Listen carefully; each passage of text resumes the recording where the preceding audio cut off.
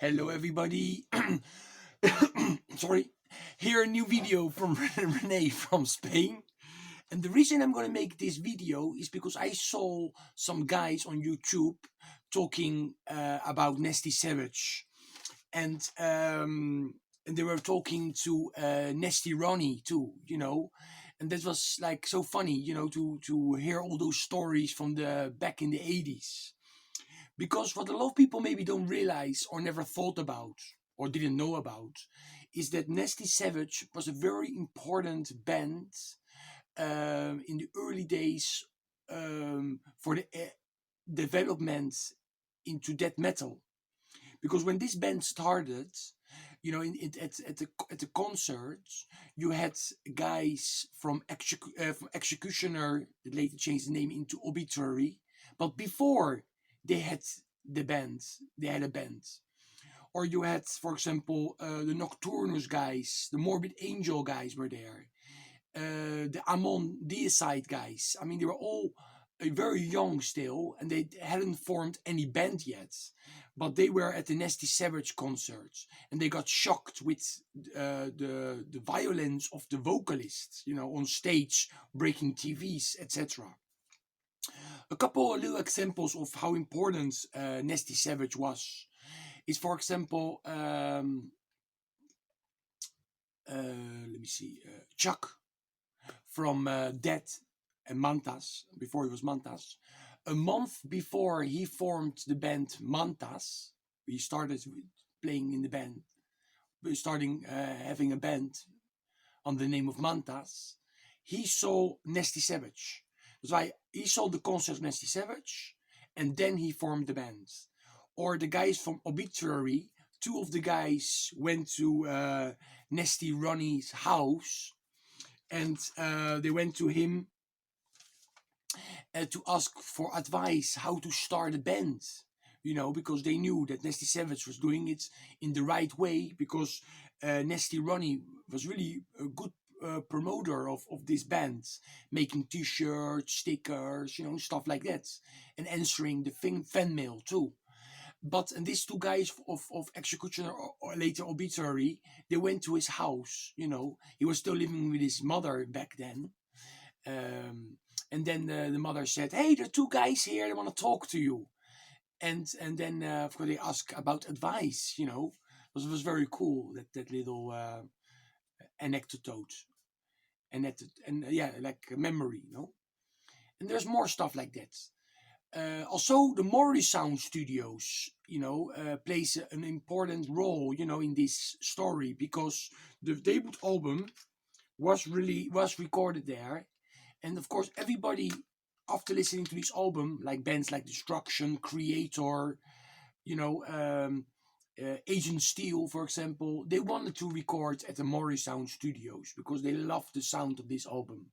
And this album, all the death metal musicians, from the, that started later to form Deicide and Amon, all those bands that I named before, they were all a big fan of this album, Nasty Savage. Okay, I'm gonna show my collection by these bands. Let's start with the Wake of Mayhem demo. Of course, a 3-track demo. My favorite song of the demo is Witched Sabbath. That's really cool. Sounds very like Merciful Fate sometimes too. But it also reminds me of October 31, of the 90s. Of course, that's an old song, Witched Sabbath. That came out on the 1984 Wake of Mayhem demo, I think it is, from 84. Could also be from 83, to be honest. Yeah, from 83. Yeah. But this came out when the band came back together in 2003. This came out. And they wrote some new songs, Sardonic Mosiak and Wake of Mayhem from 2002. And then we have 3 songs from the 1983 demo. Okay?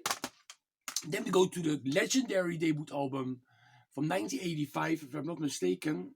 I should have done my homework a little better. 1984 or 1985. I mean, this is an album I bought in 94, actually, because this was re-released, I think, in 94 on Metal Blade Records. I can hardly see it because it's very dark. But here we have Gladiator, that's a great song. Metal Knights, it's amazing. Psychopath. Yeah, it's just a great album, a great sounding album. Also, I want to mention the guitar players, David and Ben. I mean, those two guys, they really knew how to play together and make some incredible riffs, create some incredible riffs. Like, for example, the guys from Merciful Fate could do too back then. It's amazing. And Nasty Ronnie, the vocals, he was never really a vocalist, he said himself, but he experimented with his voice. And sometimes this high pitched voice came out, and sometimes it was more like a power metal, like a thrash metal voice too, later on in the career. But this is just great. And they always had the drummer, of course, Curtis, and then they had always a different bass player on practically each album. They had a different bass player. But those two guitar players, they wrote all the songs practically by this band, and very good. Then we have another very cool release, and this is the Abstract Reality and Indulgence. The EP and their second full-length album. So great stuff with Stabbed in the Back, XXX. I think, yes, of course, XXX was on the demo, and that was also on the Metal Massacre. I remember it was on a Metal Massacre compilation too back then.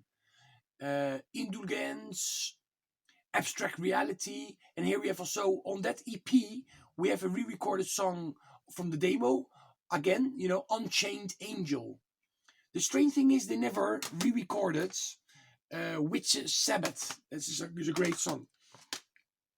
Then we have the third full-length album, Penetration Point, from 1989.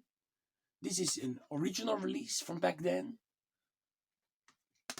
Then, like I said, they came back with the Wake of Mayhem demo, like a re-release, plus 2 extra songs in 2003. But then in 2004, finally, a new full-length album came out. And here also they had an old track recorded, again, re-recorded, Savage Desire. This is a great song, of course, again, from the demo. And yes, Psycho Psycho, Hell Unleashed, Anguish, Return of the Savage, 2004, with Dave Austin again in the band, Ben Mayer, the two guitar players, and then Kurt Bason, Nasty Ronnie, of course, and Richard Bateman on bass. Like I said, they always had a different bass player. And the other thing I have is this bootleg from 1985, live in Brandon, from 1985. And here we have a lot of the early days songs on here that are just great.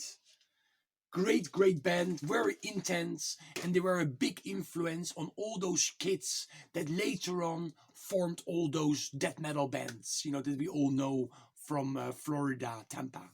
Okay, stay metal, everybody.